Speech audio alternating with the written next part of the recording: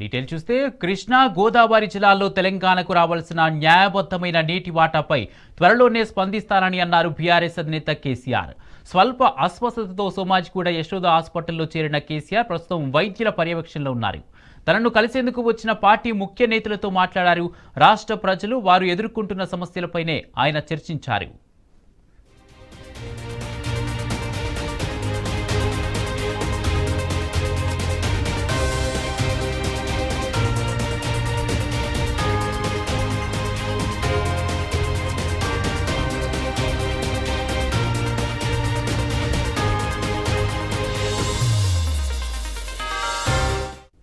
రాష్ట్రంలో పంటలెట్లున్నాయి, వానలు పడుతున్నాయా, నీళ్లు అందుతున్నాయా అంటూ విచారించారు.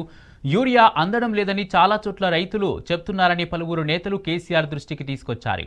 ప్రభుత్వం దాదాపు చేతులెత్తేసిందని నేతలు తమ తమ ప్రాంతాల్లో ఉన్న పరిస్థితుల గురించి చెప్పారు. బీఆర్ఎస్ హయాంలో ఏనాడు ఇలాంటి ఇబ్బందికర పరిస్థితి రాలేదని రైతులే చెప్తున్నారని, ఈసారి విత్తనాలు, ఎరువుల కొరత తీవ్రంగా ఉందని చెప్పారు.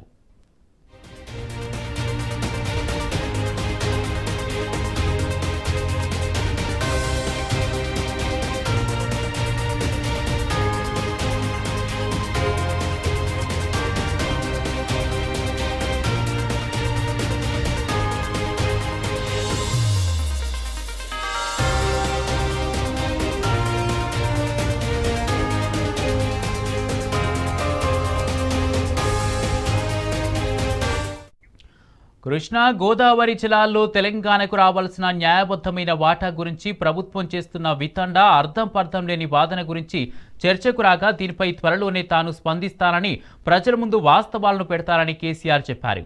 తెలంగాణ ఉద్యమం, కొత్త రాష్ట్రం ఏర్పాటు తర్వాత ప్రభుత్వం ఎదుర్కొన్న సవాళ్లు వంటి వాటిని నాయకుల వద్ద కేసీఆర్ గుర్తు చేశారు.